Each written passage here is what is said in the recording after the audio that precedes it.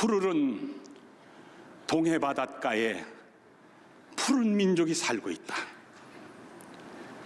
태양과 같이 다시 솟는 영원한 불사신이다. 고난을 박차고 일어서라. 빛나는 내일이 증언하리라. 산 첩첩 물 겹겹 아름답다 내 강토여. 자유와 정의와 평화와 복음 위에 오래거라 내 역사여. 가슴에 손 얹고 비는 말씀 내 결에 잘 살게 하옵소서. 여러분, 오늘도 이렇게 민족을 위해서 중심 잘 잡아내는 우리 기도회가 되시기를 부탁을 드리면서 오늘 말씀을 증거하러 오신 귀한 강사님을 여러분들 앞에 소개하겠습니다. 한일 장신대 총장이신 구춘소 박사님께서 오늘 말씀을 증거하러 오셨습니다. 오늘 함께 나눌 본문의 말씀은 구약성경 하박국서입니다. 하박국서 2장 1절부터 4절까지의 말씀, 하박국서 2장 1절부터 4절까지의 말씀을 저와 여러분이 한 절씩 교독하시겠습니다. 내가 내 파수하는 곳에 서며 성루에 서리라. 그가 내게 무엇이라 말씀하실는지 기다리고 바라보며 나의 질문에 대하여 어떻게 대답하실는지 보리라 하였더니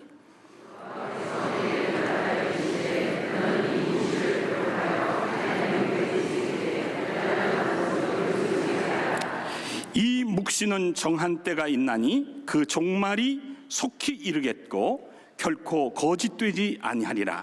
비록 더딜지라도 기다리라. 지체되지 않고 반드시 응하리라.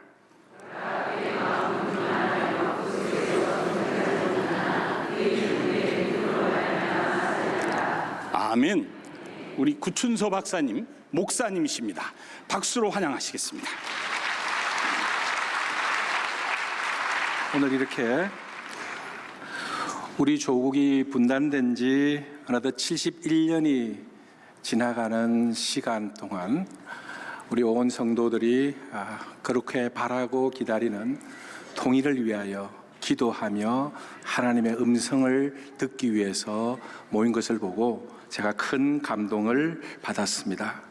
그러나 우리 현재 한국 교회의 상황은 우리의 기도와 우리의 믿음과는 달리 우리를 대단히 슬프게 하고 있습니다. 바벨론 포로 생활로 고달픈 이스라엘 민족의 아픔을 바사왕 고레스의 칙령을 통해서 고향으로 귀환하게 하셨던 하나님의 그 놀라우신 은총이 아직 우리 민족에게는 임하지 않고 있기 때문입니다. 그래서인지 교회 내의 통일의 논의가 그 열기가 예전보다도 못한 듯하고 우려스럽게도 우리 주변국의 정세도 우리 한반도 통일에 별로 호의적이지 않은 상황으로 바뀌고 있습니다. 이런 중차대한 시기에 누구보다도 민족의 통일을 위해 기도하며 하나님께 매어달리며 통일시켜 달라고 더욱더 신앙생활을 열심히 할 한국 교회는 자신들에게 맡겨진 시대적 사명을 감당하기에는 좀 부족한 모습을 드러내고 있는 것이 사실입니다. 민족의 통일보다도 오히려 분열된 한국 사회의 통일이 더 급한 이슈로 다가오고 있습니다. 민족을 지도하고 인도하기는커녕 한국 교회는 자신들이 안고 있는 심각한 문제를 해결하는 데에도 필요한 능력을 발휘하지 못하는 안타까운 현실이 계속되어지고 있습니다. 교회가 사회를 향해 예언자적인 선포를 하는 것이 아니라 도리어 사회가 한국 교회를 염려하는, 그리고 사회가 한국 교회에 근심스러운 눈빛을 내어보내는 스글픈 현실이 지속되어지고 있습니다. 한국 교회 내의 예언자나 예레미야나 에스겔과 같은 예언자는 보이지 않고 에스라, 느헤미야와 같은 민족의 지도자가 더 이상 배출되지 않는 이러한 상황이 지속되어지고 있는 것 같습니다. 과거에 우리 한국 교회가 숫자가 적고 교인 수가 적었을 때는 안창호 민족 지도자라든가 월남 이산재 선생이라든가 조만식 선생이라든가 하는 민족의 지도자들이 많이 나와서 적은 교회였지만 한국 사회를, 한국 민족을 지도적으로 이끌어 나갔는데, 오늘날 우리 한국 교회가 많이 성장했지만 사회에 미치는 영향력은 교회가 성장한 것만큼 성장하지 못하고 있는 스글픈 한국 교회의 자화상을 갖고 있는 것입니다. 왜 하나님은 우리 민족을 사랑하고 계실 텐데 우리 많은 성도들이 이렇게 모여서 기도하며 우리의 울부짖는 소리를 들어달라고 하고 있을 텐데 왜 하나님은 우리 민족에게 이러한 특별한 은총을 베풀지 않는 것일까요? 사실 오늘 저와 여러분이 생각하고 싶은 문제는 바로 우리가 현실에서 경험하고 있는 우리의 현실의 경험과 우리가 가지고 있는 이 신앙의 내용, 우리가 믿고 있는 하나님이 하시는 일과 일치하지 않는 이것을 어떻게 해소할 것인가? 라고 하는 문제를 함께 생각해 보려고 합니다. 사랑하는 여러분, 여러분 하나님 사랑하시지요? 네. 하나님은 이 세상의 모든 권력과 모든 힘과 능력을 갖고 계시지요? 하나님은 자기를 믿고 따르는 신실한 주의 백성들에게 좋은 것을 주기를 원하시지요? 그런데 왜 하나님이 우리가 그렇게 바라는 통일은 안 이루어 주십니까? 하나님이 하늘과 땅의 모든 권세를 다 갖고 계시는데 왜 우리 성도들 가운데 어려움이 있고 아픔이 있고 괴로움이 있습니까? 저는 시골의 조그마한 학교를 경영하고 있는 사람입니다만은 저희 학교에 아주 신앙이 좋은 학생들이 많이 있습니다. 부모님도 신앙이 좋고 그 할아버지도 신앙이 좋은데 이 학생들이 와서 총장님 이번 학기 등록금이 없는데요 어떡할까요? 이러는 학생들이 많아요. 제 어릴 때 생각이 났습니다. 저도 아주 신실하게 평생을 시골에서 목회하셨던 목회자 자녀로 교회의 성미를 먹으면서 자랐습니다. 제가 어렸을 때 제 심정이 아니 하나님 하늘과 땅의 모든 권세를 다 갖고 계시는데 이렇게 자신의 육신의 장막을 허물어가면서 교회를 섬기는 아버지 목사님이신데 아니 그래도 그 교회에서 말씀 부리고 신앙생활을 제대로 안 하는 저 김집사보다는 우리가 더 잘 살아야 될 거 아니에요? 그런데 그 김집사 아들들은 학교에 월사금도 다 갖다 내는데 우리는 월사금도 못 내고 쫓겨오는 이런 일을 어떻게 하나님 보고 계십니까? 라고 하는 게 제 어렸을 때 마음속에 있었던 심정이에요. 근데 이와 같은 저의 심정은 성경에 보니까 많이 나오더라고요. 예레미야서 12장 1절로 2절에 보십시오. 예레미야는 이렇게 하나님께 하소연하고 있습니다. 여호와여 내가 주와 변론할 때에 주께서 의로우시니이다. 그러나 내가 주께 질문하옵나니 악한 자의 길이 형통하며 반역한 자가 다 평안함은 무슨 까닭이니까? 주께서 그들을 심으심으로 그들의 뿌리가 박히고 장성하여 열매를 맺을거늘 그들의 입은 주께서 가까우나 그들의 마음은 머니이다. 악한 자가 더 형통하고 악한 자가 더 떵떵거리고 잘 사는데 의로운 자는 이 세상에서 어려움을 당하고 있는데 하나님 왜 가만히 계십니까? 라고 하는 게 예레미야의 질문이에요. 오늘 우리가 읽은 이 하박국서 2장 4절에 나오는데 3장까지 계속되어지는데 1장 2절로 3절에 보면은 하박국이 이렇게 하나님께 질문하고 있습니다. 여호와여 내가 부르짖어도 주께서 듣지 아니하시니 어느 때까지니까? 내가 강포로 말미암아 외쳐도 주께서 구원하지 아니하시나이다. 어찌하여 내게 죄악을 보게 하시며 패역을 눈으로 보게 하시나이까? 급탈과 강포가 내 앞에 있고 변론과 분쟁이 일어났나이다. 이러므로 율법이 해이하고 정의가 전혀 시행되지 못하니 이는 악인이 의인을 애워쌌으므로 정의가 굳게 행하여 짐이니이다. 1장 13절로 17절에 보면 이런 말이 나옵니다.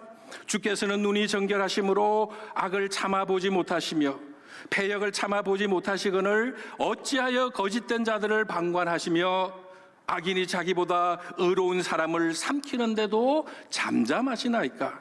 주께서 어찌하여 사람을 바다의 고개 같게 하시며 다스린 자 없는 벌레 같게 하시나이까? 그가 낚시로 모두 낚으며 그물로 잡으며 투망으로 모으고 그리고는 기뻐하고 즐거워하며 그물에 제시하여 투망 앞에 분향하오니 이는 그것을 힘입어 소득이 풍부하고 먹을 것이 풍성하게 됨이니이다. 그가 그물을 들고는 계속하여 여러 나라를 무자비하게 멸망시키는 것이 옳으니까? 하나님 어찌하여 악한 자들이 이렇게 날뛰고 의로운 자를 괴롭히는데 하나님 왜 가만히 계십니까? 라고 하는 질문입니다. 우리 민족을 사랑하시고 우리의 신실한 믿음을 갖고 있는 자들을 돌보시고 좋은 것으로 주시기를 원하는 하나님께서 왜 우리가 애타게 바라는 통일 허락하지 아니하시고 우리가 원하는 이 사회적인 안정 허락하지 아니하시고 왜 오늘까지 내버려 두십니까? 이 문제에 대해서 우리가 질문하고 생각해 보아야 할 것 같습니다. 우리의 일상생활에서 우리가 믿는 내용과 우리가 현실에서 보는 것이, 경험하는 것이 일치되지 않을 때가 사실 참 많이 있습니다. 제가 아까 어렸을 때의 저의 경험을 이야기했지만 우리 주변에 보면 우리가 얼마나 안타깝게 기도하고 바라고 하나님의 간섭하심을 요구하는데도 하나님은 냉정하게 그대로 내버리실 때가 많이 있습니다. 이러할 때에 사람들은 대개 두 가지의 반응을 보일 수 있다고 생각합니다. 첫째로, 그거 봐라, 하나님 안 계시지 않냐? 하나님이 섭리 가운데 이 세상을 다스리시고 섭리 가운데 역사를 운행하신다라고 하는 거 다 거짓말이다, 이렇게 생각하고 그렇게 주장하는 사람들이 있습니다. 그 사람들 뭐라고 그럽니까? 미음자로 시작하는데 무신론자라고 그래요.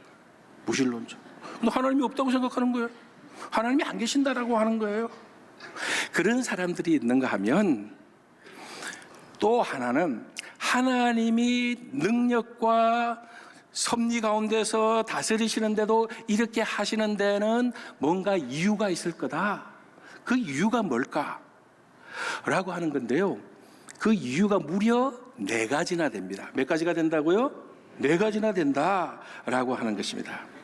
첫째는 성경에서도 많이 볼 수 있는 내용입니다.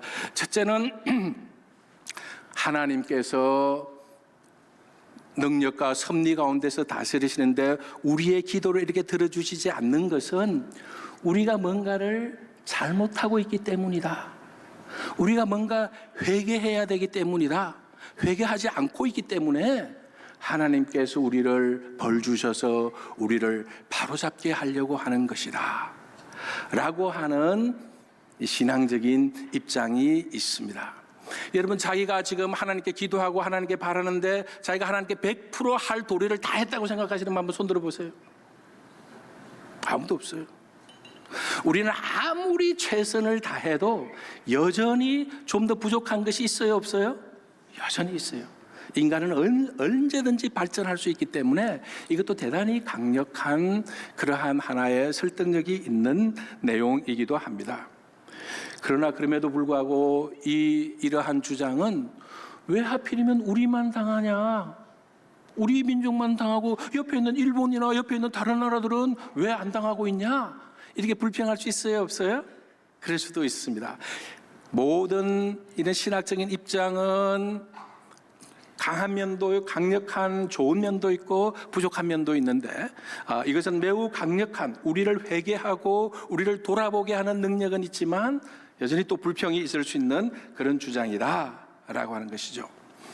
두 번째, 왜 하나님께서 우리가 원하는 대로 해주시지 않는가라고 하는 답에 대해서는 우리로 하여금 영적인 성장을 갖고 오게 하기 위함이다, 이렇게 설명하는 방식이 있습니다.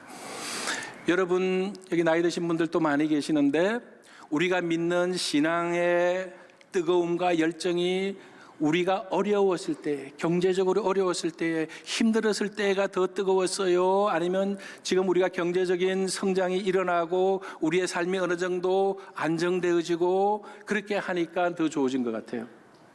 우리가 경제적으로 어렵고 힘들고 기회 상승의 그 안타까움이 더 많을 때에 훨씬 더 우리의 신앙생활이 더 뜨거웠던 것을 알 수 있습니다. 우리나라의 경제가 더 발전할수록 불행하게도 우리 신앙인들의 뜨거움은 더 식어져 갔다, 이렇게 이야기할 수 있을 것입니다. 따라서 이러한 답은 하나님께서 우리에게 이러한 고난을 주고 우리에게 어려움을 주시는 것은 우리가 신앙적으로 영적으로 더 성숙하게 하도록 하기 위해서 그러는 것이니까 우리가 다 당할 수 있을 만큼만 고난을 주시는가 참아라. 이 참고 나면 너희들이 정금과 같이 나올 것이다, 이렇게 설명해 주는 내용도 있습니다. 이러한 방식은 대단히 또 우리에게 이 어려움과 시련을 극복할 수 있는 힘을 주기는 하지만은 이 고난을 괜찮으니까 고난 참아라, 이 고난 참고 나면은 괜찮을 거야, 고난이 계속되어지도록 하는 그러한 부작용도 있을 수 있습니다. 세 번째는 두 번째와 비슷한 것인데 그것은 교육적인 효과입니다.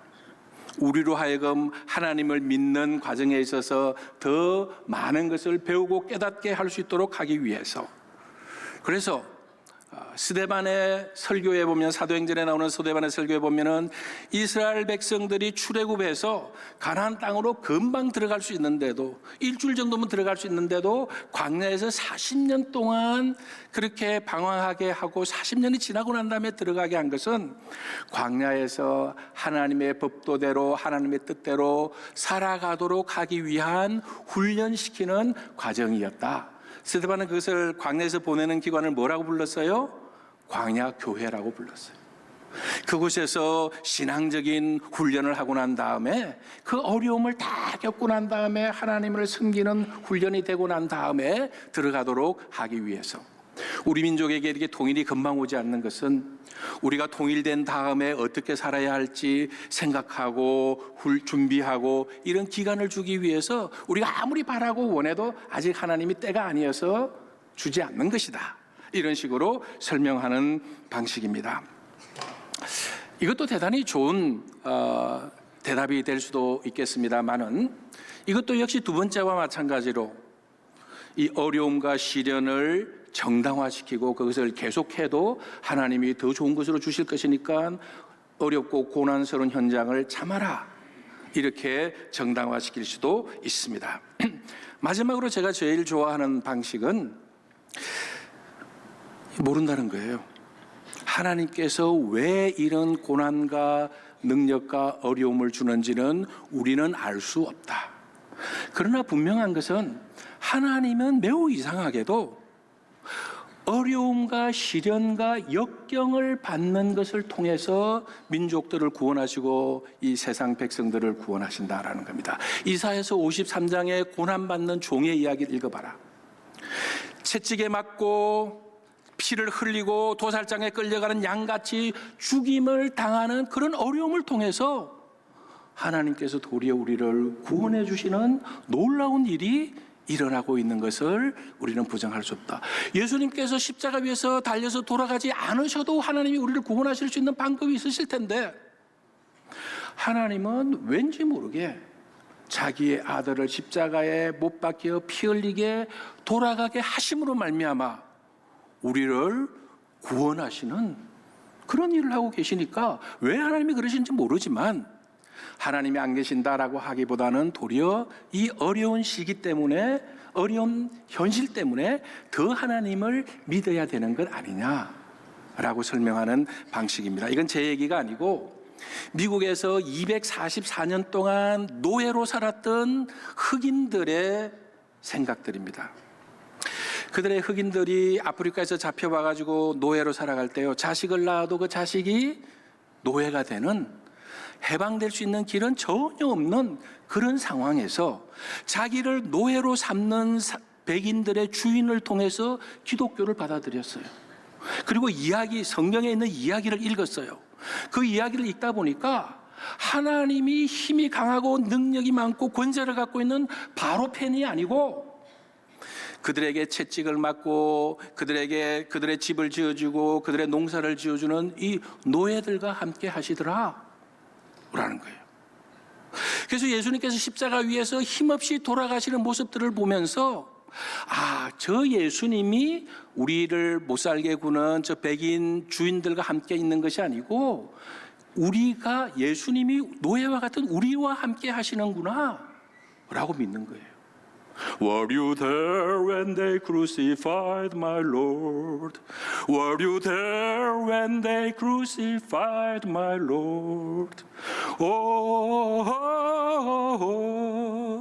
sometimes it caused me tremble, tremble, tremble, tremble. Were you there when they crucified my Lord? 그들이 우리 주님을 십자가 위에서 못 박을 때 너 거기 있었는가? 십자가에 못 박혀 돌아가시는 그 예수님이 우리와 함께 계신다라는 거예요. 그들의 시련과 역경이 계속 있습니까? 없습니까? 계속 있어요. 계속 목화 따야 되고 계속 채찍 맞아야 되고 그런 가운데서도 그들은 우리 주님이 나와 함께 하신다. 주님을 버리고 포기하는 게 아니에요. 도리어 주님과 더 가까이 가려고 했던 겁니다. Swing low, sweet chariot, coming forth to carry me home. 하늘에서 흔들흔들 황금 그네가 내려와서 황금 마차가 내려와서 나를 하늘로 데려가려고 내려오는구나. 이것이 노예들이 불렀던 노래예요. 다시 처음의 질문으로 돌아가서 왜 하나님께서 우리에게 우리가 바라고 원하는 통일을 속히 이루어주지 않습니까? 라고 하는 것이 우리의 기도 제목일 수 있고 우리의 안타까움일 수 있고 우리의 역경일 수도 있습니다. 많은 사람들이 이것 때문에 하나님이 안 계신다고 그러고 하나님을 부정하고 하나님을 떠나가지만 어떤 사람들은 이것 때문에 더 하나님께 열심히 기도하고 더 하나님께 매어 달리고 하나님 우리에게 자비를 베풀어 주옵소서 라고 기도할 수 있는 계기가 되기도 합니다. 여러분은 어느 쪽에 서시겠습니까? 바라기는 통일이 우리 마음대로 속히 오지 않나 할지라도 오늘 하박국서에 나오는 말씀대로 더딜지라도 기다리면서 의인은 오직 그 신실함으로 그 믿음대로 신실함이라는 얘기에서 피스토스 그 신실함으로 믿음을 버리지 않고 포기하지 않고 그렇게 기다리는 자세를 가져야 된다고 우리에게 가르쳐주고 있습니다. 하박국서는 그 뒤에 가면은 외양간에 소가 없고 감람나무에 열매가 맺히지 않더라도 하는 구원의 하나님이 이노라 기뻐하리로다 하고 노래했던 그 심정이 바로 저와 여러분들의 심정이 되기를 바랍니다. 통일이 오지 않는다 할지라도 더딜지라도 기다리면서 더욱더 우리 자신을 돌아보면서 하나님께 나아가서 하나님께 매어 달리고 마침내 구원의 하나님으로 인하여 통일을 주시는 하나님으로 인하여 기뻐하며 감격하는 우리 모든 민족이 되고 여러분이 될 수 있기를 간절히 바라는 것입니다. 이것이 하나님의 뜻입니다. 이 뜻대로 살아가시는 여러분 되시기를 바랍니다.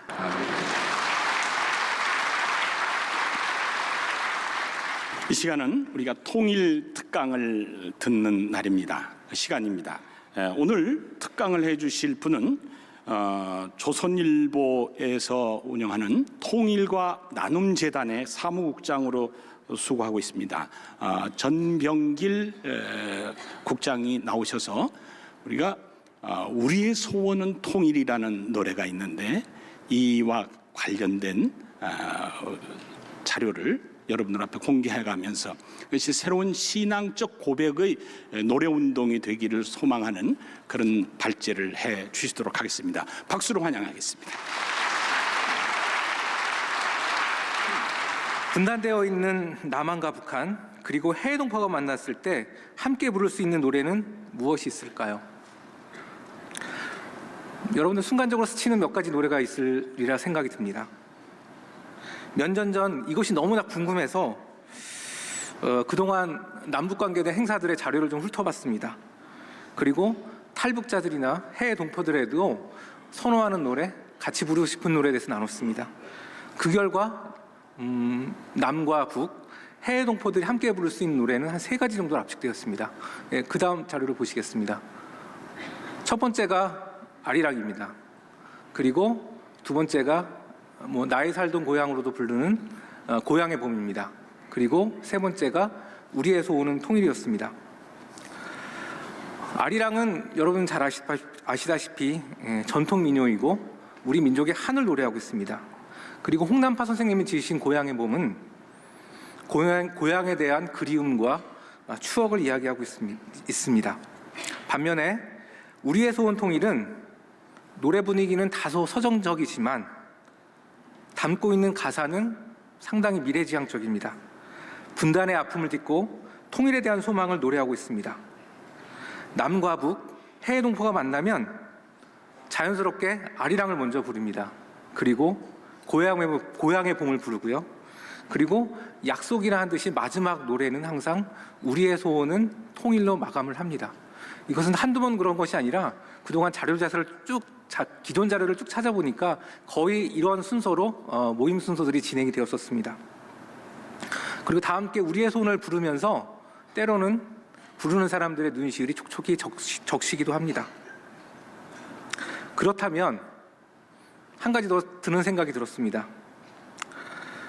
항상 마지막에 우리는 우리에서 오는 통일을 부르게 되는데 이 노래가 언제 처음 시작되었고 또 언제부터 남과 북, 해외 동포가 같이 불렀는지에 대한 그런 생각들을 어느 날 갑자기 들게 되었습니다. 예, 다음 파워포인트를 보시죠. 시간을 지금으로부터 한 70년 전인 1947년으로 돌리도록 하겠습니다. 1947년은 해방된 지 2년이 지난 시점이었습니다. 하지만 우리나라는 아직까지 완전한 독립을 이루지 못하고 있었던 시점이기도 합니다.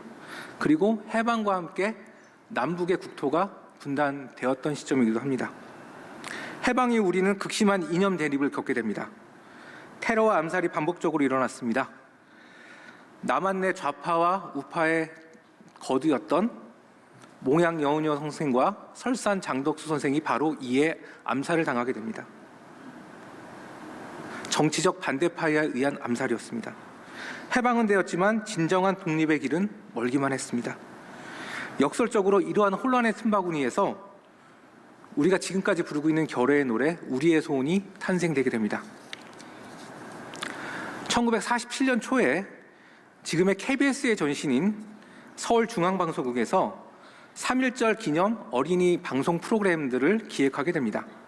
당시 프로그램 담당 PD는 서울대 음대 학생이었던 안병원 학생에게 프로그램을 맡기게 됩니다.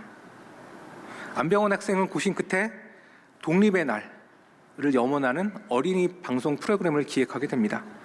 그리고 예술가이자 언론인이셨던 아버지 안석주 선생에게 노래극의 가사를 직접 부탁합니다. 조선일보 학예부장을 지내신 안석주 선생은 당시 소설이나 신문 사파 그리고 신문 만평을 통해서 상당히 인기를 얻었던 언론인이자 예술인이었습니다. 안석주 선생은 아들 안병원으로부터 부탁받은 25분의 노래극에 들어갈 5곡의 노랫말을 만들었습니다. 당시 이 노래를 작곡한 안병원 씨는 음악대학을 다니면서 동료인 친구 권길상 씨와 함께 봉선화 동요회라는 어린이 합창단을 만들어서 활동하고 있었습니다. 안병원 선생님은 당시 친구 권길상 씨의 아버님이 목사로 심우하고 계시는 지금의 명륜중앙교회였던 동서문교회에서 밤낮을 가리지 않고 음악 활동에 매진하고 있었습니다. 동서문교회에서 안병원 선생님이 작업을 할 수 있었던 이유는 간단합니다. 바로 당시에는 흔하지 않던 풍금이 이 교회에 있었기 때문입니다. 안병원 선생님은 독립의 노를 염원하는 어린이 방송 노래극도 동서문교회에서 만들었습니다. 하루 종일 예배당의 풍금을 두들기다가 그대로 쓰러져 밤을 지새웠던 날이 많았습니다. 영감이 떠오르면 곧바로 곡을 썼고 그렇게 수주 동안을 예배당을 뒹굴며 아버지 안석수 선생이 만든 5개의 노랫말로 곡을 붙였습니다. 이 5개의 노래 중에는 독립의 노래가 있었습니다. 독립의 노래의 가사는 다음과 같습니다. 다음 페이지로 넘어가겠습니다. 우리에서 오는 독립, 꿈에도 소원은 독립, 이 목숨 바쳐서 독립, 독립이여 오라, 이결에 살리는 독립, 이 나라 찾는데 독립, 독립이여 어서 오라, 독립이여 오라. 어디서 많이 들어보신 가사 아닙니까? 그렇습니다. 우리의 소원은 통일의 원래 가사는 우리의 소원은 독립이었습니다. 이 노래가 만들어진 1947년은 일제로부터 해방은 되었지만 나라의 독립은 완전하지 않았던 시점이었습니다. 남한은 미군, 북한은 소련군에 의해 대리 통치가 이루어지고 있었습니다. 독립의 노래 우리의 소원 독립은 진정한 독립을 원했던 민심을 대변했던 노래였습니다. 그리고 1947년 3월 1일 오후 5시 30분 독립의 노래는 지금의 조선일보 편집국 자리에 있었던 서울중앙방송국에서 처음으로 첫 방송을 타고 전국으로 울려 퍼지게 됩니다. 첫 방송을 탔던 독립의 노래는 사람들에게 깊은 감동을 주었습니다. 그리고 이 파급 효과는 가히 폭발적이었습니다. 전국 일선학교에서 이 노래에 악보를 구할 수 없냐는 문의가 빗발치기 시작했고요. 그리고 방송국에서 찾아와서 이 노래에 대해 어떻게 만들어지냐고 묻었던 사람들도 나타나기 시작했습니다. 독립의 노래 가사와 멜로디가 답답한 현실을 여과 없이 표현했기 때문에 가능했던 아주 폭발적인 반응이었던 것 같습니다. 하지만 노래가 첫 방송을 탔던 1947년 3월 1일 3.1절은 그리 낭만적인 3.1절이 아니었습니다. 좌우의 이념 갈등은 계속되고 있었고 크고 작은 소요가 전국적으로 일어났습니다. 이날 제주도에서는 경찰과 군중들 사이에서 총기 사건이 일어났습니다. 그리고 사고가 발생된 지 1년 뒤인 1948년에는 이 1947년 3.1절의 총기 사건을 빌미로 해서 한국 현대사에 가장 잊을 수 없고 씻을 수 없는 아픈 사건이었던 하나인 4.3 사건의 발단이 이날로 시작되게 됩니다. 독립의 노래 우리의 소원 독립이 발표된 이후 이 노래는 작곡가 안병원 선생님의 뜻과 의지를 넘어 시대와 역사의 커다란 파도를 타게 됩니다. 그 첫 시작은 1948년 8월 대한민국 정부 수립이었습니다. 대한민국 수립되자 정부에서는 이 노래 작곡자 안병원 선생에게 우리의 소원 독립을 우리의 소원 통일로 바꾸자는 제안을 하게 됩니다. 그리고 1950년 초등학교 5학년 음악 교과서에 우리의 소원 통일 노래가 교과서에 처음 실리게 됩니다. 그 이후 우리의 소원 통일을 노래는 통일하면 바로 떠오르는 통일의 상징적인 노래가 되게 됩니다. 6.25 한국전쟁 이후 우리 정부는 강력한 반공으로 국가를 통치했습니다. 이런 사회 분위기 속에서 우리의 통일 노래 역시 적극적으로 불려지게 됩니다. 대한민국 국민이라면 누구나 학교에서 그리고 안보 통일 행사에서 이 노래를 불렀습니다.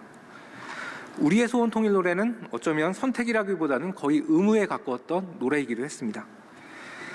우리의 소원 통일이 온 국민이 다 같이 부를 수 있게 되었지만 이 노래의 성격은 1970년대부터 조금씩 변형을 하기 시작을 합니다. 1975년 박정희 정부는 대외적인 안보 불안과 그리고 대내적인 반유신 운동에 대응하고자 긴급조치 9호를 발동하게 됩니다. 긴급조치의 후속 조치로 김민기의 아침 이슬이라든지 이미자 씨가 부른 동백아가씨 같은 노래 200여 곡을 금지곡으로 지정하게 됩니다. 대학생들이 행사, 시위 때 불렀던 노래 대부분이 금지곡이 되었습니다. 이때 대학생들은 사회 불만에 대한 욕구를 우리의 소원 통일로 표현을 하게 됩니다. 당시 우리의 소원은 통일은 노래 성격상 동요로 분류되었기 때문에 금지곡이 아니었습니다. 그래서 대학생들은 꾀를 냈죠. 우리의 소원 통일 대신 우리의 소원은 민주를 넣고 우리 소원은 평등을 넣고 평화를 넣기 시작했습니다. 누구나 다 아는 장엄한 멜로디에 그리고 소원을 담은 가사의 간절함이 이 노래를 더욱 부르고 싶게 만들었습니다. 그리고 1980년대에 들어서 우리의 소원 통일은 다양한 가수들의 음반에 실리게 됩니다. 당시 전두환 정부는 대중가수들의 음반의 마지막에 건전가요 형식으로 노래를 넣게 됩니다. 음반의 대부분 앞에서는 남녀간의 사랑을 이야기하지만 뒤에서는 애국심을 노래하고 그리고 동요를 노래하는 아주 기이한 앨범들이 많이 나타나기 시작을 했습니다. 우리의 소원 통일도 여러 가수들의 음반에 실리기 시작했습니다. 한국 록의 전설인 들국화도 1985년에 첫 발행된 1집 앨범의 마지막 곡을 우리의 소원 통일로 넣습니다. 그리고 한국 포크음악의 대가인 정태춘, 박은옥 씨도 부부도 우리의 소원을 건전가요로 분류해서 거기에 음반에 넣기 시작을 했습니다. 그리고 여러 가수들이 우리의 소원 통일을 자신들의 음반 뒷부분에 넣는 작업에 참여를 했습니다. 하지만 우리의 소원은 또 다른 방향으로 노래의 방향이 틀어지게 됩니다.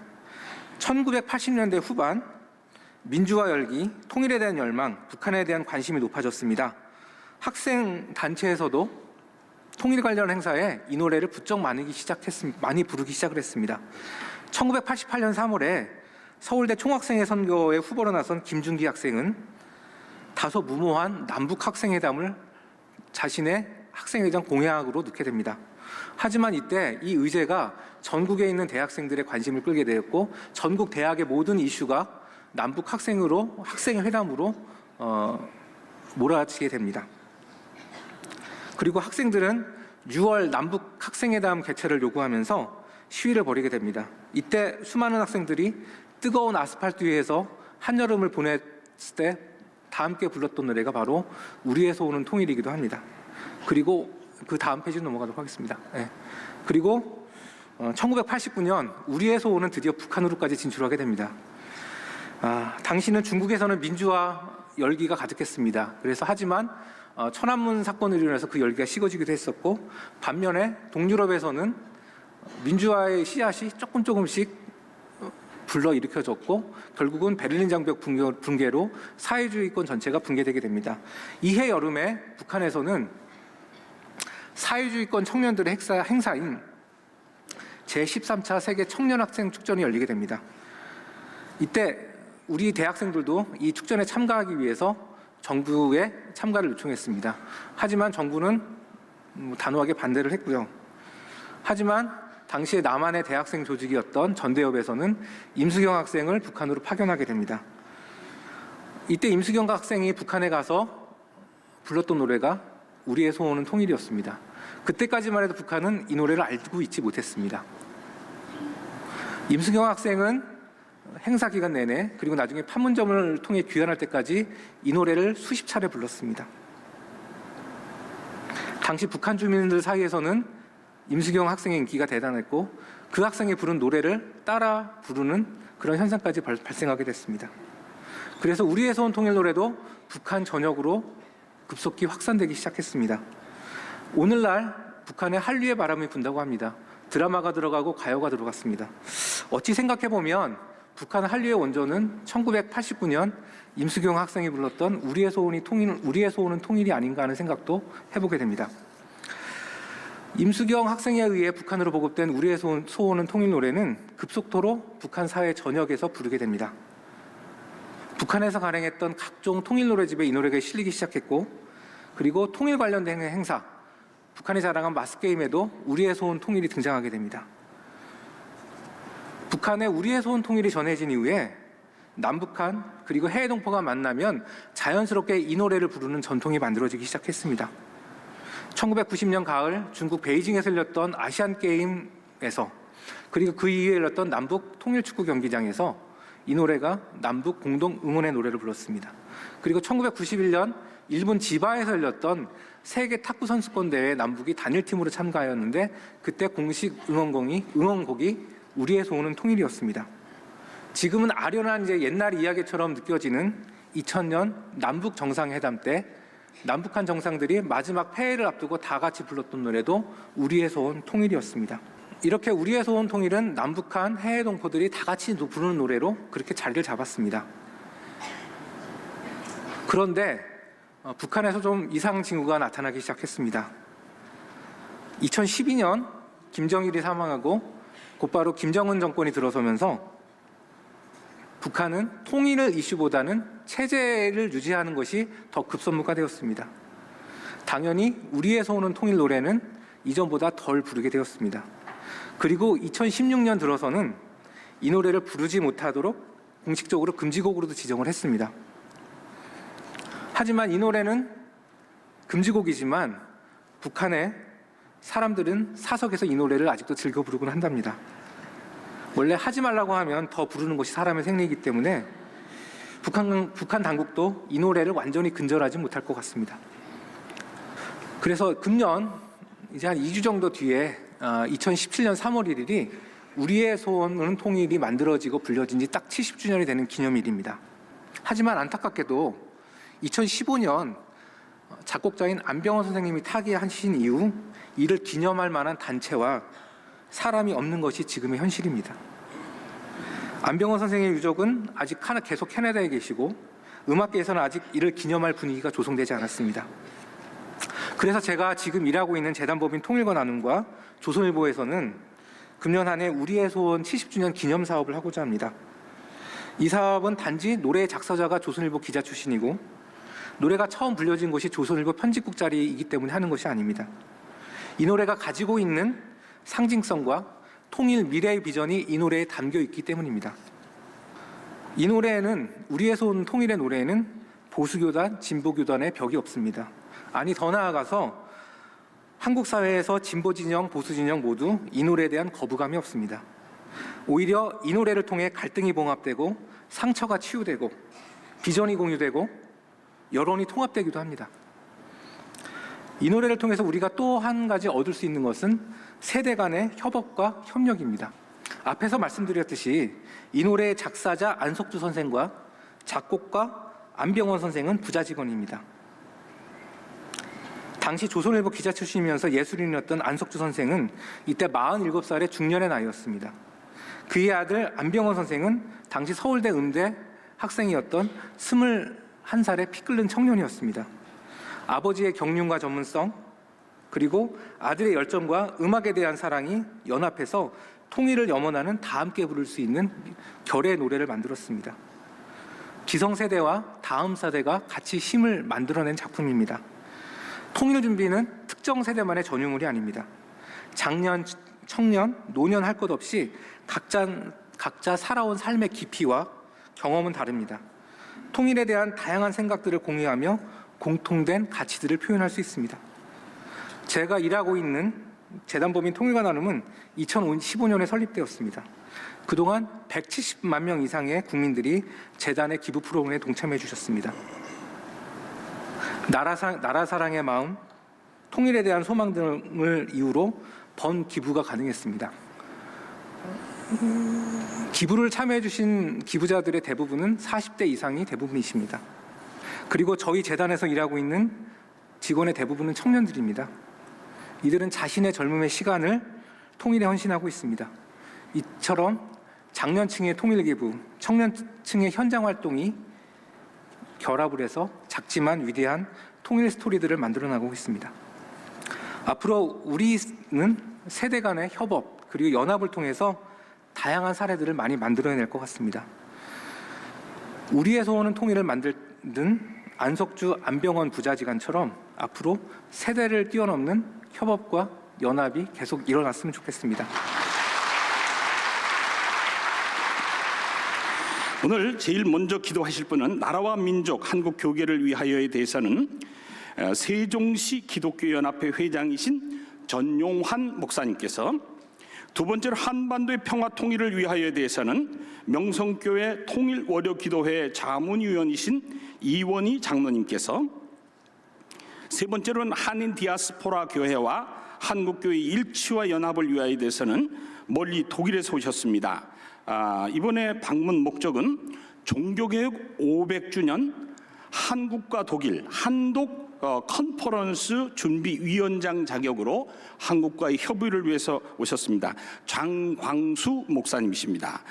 네 번째로 통일기도의 운동 확산을 위하여에 대해서는 명성교회 12교구 총무부장이신 조명자 권사님께서 차례대로 기도하시겠습니다. 기도하시겠습니다. 나라의 흥망성쇠를 주관하시는 하나님 아버지, 대한민국 5,000년 역사 속에 외국의 침략과 국내의 분열 속에서도 전능하신 하나님께서 함께하시고 인도해 주심을 감사드립니다. 이 시간 나라와 민족과 한국교회 구국을 위해 함께 기도할 수 있게 하심을 감사드립니다. 십자가에 죽으셨다 부활하신 예수 그리스도를 먼저 믿고 헌신한 저희들이 하나님의 말씀대로 그동안 살지 못했음을 용서해 주시옵소서. 이 나라와 민족의 모든 죄를 십자가의 보혈로 덮어주시고 예수 그리스도의 평화와 공의의 생수가 남북한 모든 곳에 강물같이 흘러넘치도록 성령이여 도와주시옵소서. 이 나라 대통령으로부터 모든 백성들이 공의와 사랑의 하나님을 경외하며 하나님의 말씀에 순종함으로 인하여 하나님을 기쁘시게 하는 백성들 이 나라가 되게 하여 주시옵소서. 전능하신 하나님 아버지, 거짓되고 악한 영들의 활동을 정지시켜 주시고 하나님의 말씀에 굳게 세워지는 우리 대한민국이 되게 하여 주시옵소서. 지금 이 나라는 이념적인 대립으로 양극화 현상이 심각한 상태에 있습니다. 여러 가지 얽혀있는 문제의 본질을 아시는 하나님께서 이 난국을 친히 정리해 주시고 회복시켜 주옵소서.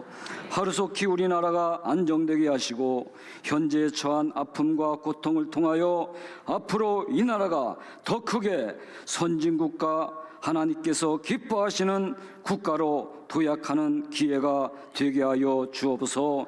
또한 우리나라 정치, 경제, 문화 모든 분야에서 전 세계를 이끌어가는 강한 나라가 되게 하옵소서. 수많은 질곡의 역사로 고통을 당한 그때마다 주님은 우리 대한민국을 버리지 않으셨습니다. 이 우미한 백성들은 아직도 주님의 사랑을 깨닫지 못하여 좌우를 분별하지 못하고 있사오니 긍휼히 여겨 주옵소서.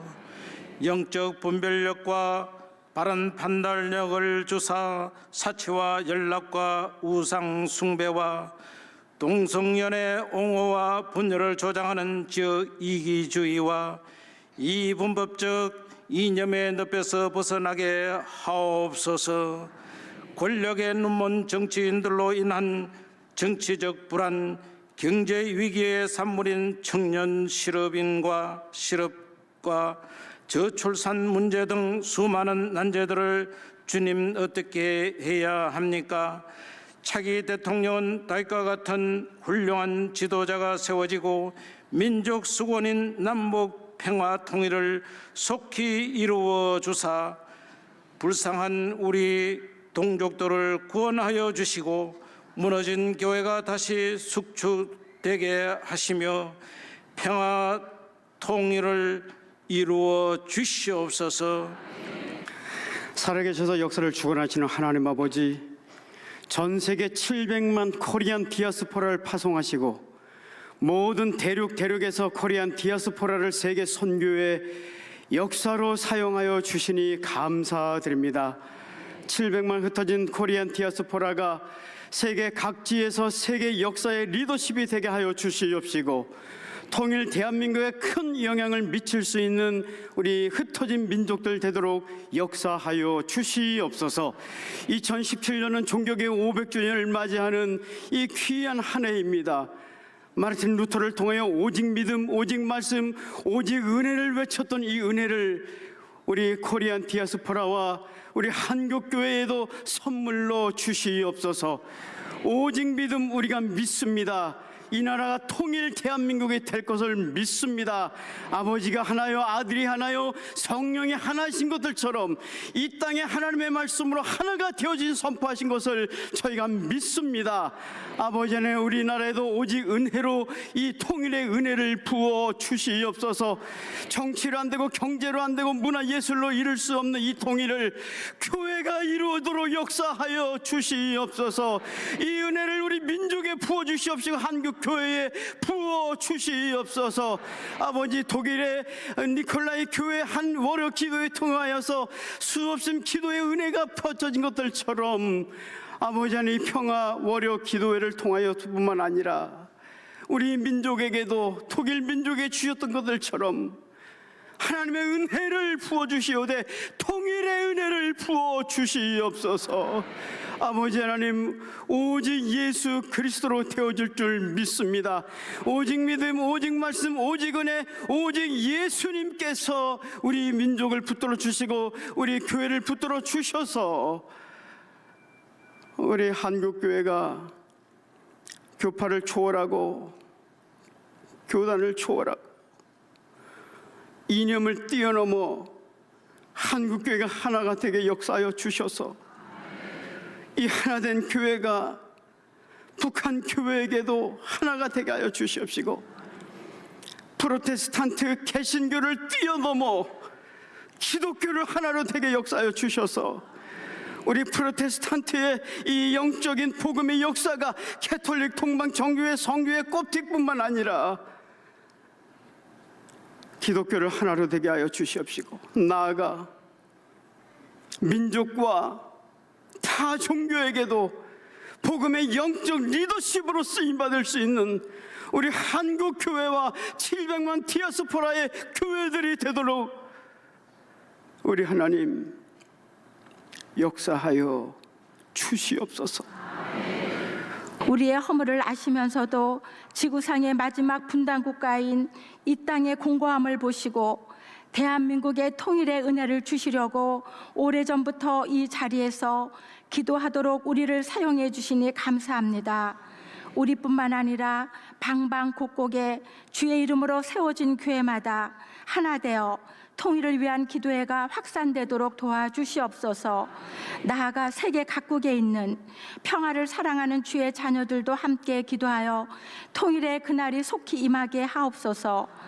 통일의 시대에 대한민국을 온 세계 앞에 우뚝 세워 주옵시며 우리 모두가 세계를 섬기는 민족으로 일어나게 하시며 주님께 영광 돌리는 나라 되게 하옵소서. 지금은 위기의 시대입니다. 우리가 깨어 기도하여 이 난국을 잘 극복하게 하시고 이 땅에 우리 모두에게 주님의 평화가 임하게 하옵소서.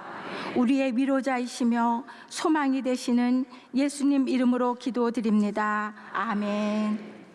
다 같이 우리 2, 3분 동안 통성으로 우리가 기도했던 4가지 기도 제목이 있었습니다. 나라와 민족, 한국교회를 위해서, 한반도 평화 통일을 위해서, 특별히 이번 디아스포라 750만 디아스포라 위해서, 한국교회 일치와 연합을 위해서, 통일기도 확산을 위해서 우리 3분 동안 통성으로 기도하신 후에 이시연 목사님의 동원 기도와 축도로 오늘 기도회 마치겠습니다. 다 같이 일어나셔서 두 손 드시고 주여 크게 주님의 임재하심을 기다려 외친 후에 함께 통성으로 3분 동안 기도하시겠습니다. 주여, 주여, 주여. 이를 지어 행하시는 여호와, 당신의 뜻 가운데 온 땅과 민족과 세계를 섭리 가운데 통치하시는 전능하신 생명의 주 아버지 하나님, 오늘도 오려 통일기도회에 신실한 주의 종들과 주의 백성들이 함께 모여 한반도 화해평화 통일에서 기도하게 하시니 감사합니다. 아버지여, 우리로 하여금 기도하게 하신 이 위기인 것을 깨닫게 됩니다. 어찌 이렇게 국제정세가 위험하고 한반도 현실이 이렇게 위험하고 북한의 무력 도발이 이렇게 위험하고 이 모든 위기는 우리로 하여금 다시 한번 깊이 기도하라는, 우리의 무릎이 더욱더 깊어져야 되는, 우리의 가슴이 더 뜨거워져야 되는, 우리의 머리가 더욱더 냉철해져야 되는 이 긴박함을 주시는 주님의 음성과 명령으로 듣고 있습니다. 이 말씀에 따라서 오늘도 이 자리에서 함께 기도하신 당신의 종들의 눈물의 기도, 이 무릎의 기도를 두 손들어 주 앞에 응답을 바라며 기도하는 이 기도 가운데 함께 하시다 당신의 온전하신 뜻을 이 한반도에 내려주시사 이 땅을 속히 평화 통일이 이루어지게 하시고 모든 전쟁의 세력은 다 없어지게 하시고 암흑의 세력은 다 물러가게 하시고 주변을 둘러싸고는 모든 사탄의 세력은 다 박멸될 수 있도록 능력의 창조의 이 민족 역사를 지켜 인도하여 주옵소서. 하여 속히 이 땅이 한번 화평으로 있어서 인류의 대제사장 나라로 선교대국으로 전 세계 복의 근원으로 세워지는 이 민족 되어줄 수 있도록 아버지의 긍휼을 베푸시고 어느 때까지니까 기다리며 힘쏟고 기도하는 우리의 기도를 응답하사 당신의 뜻을 온전히 이루어 주옵소서. 특별히 전 세계 750만 동포들이 통일을 위해서 기도하고 있습니다. 그들의 삶이 어렵습니다. 미국 땅이 어렵습니다. 아버지여, 750만 디아스포라의 모든 간구를 들어 응답하시사 저희들이 기도 가운데 함께 하셔서 그들을 함께 통일의 노를 부를 수 있는 날이 속히 올 수 있도록 주시고 그 땅 속에서도 주의 영광을 보며 주의 뜻을 펼쳐나가는 신실한 주의 종들에서도 우리 모든 동포들 지켜주옵소서.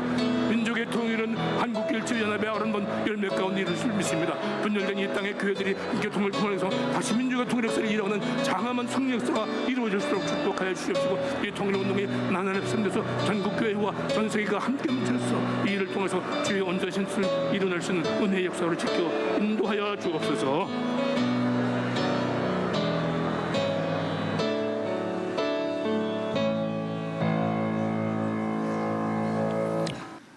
여호와는 내게 복을 주시고 너를 지키시기를 원하며 여호와는 그의 얼굴을 내게 비추사 은혜 베푸시기를 원하며 여호와는 그 얼굴을 내게로 향하여 뜨사 평강 주시기를 원하노라.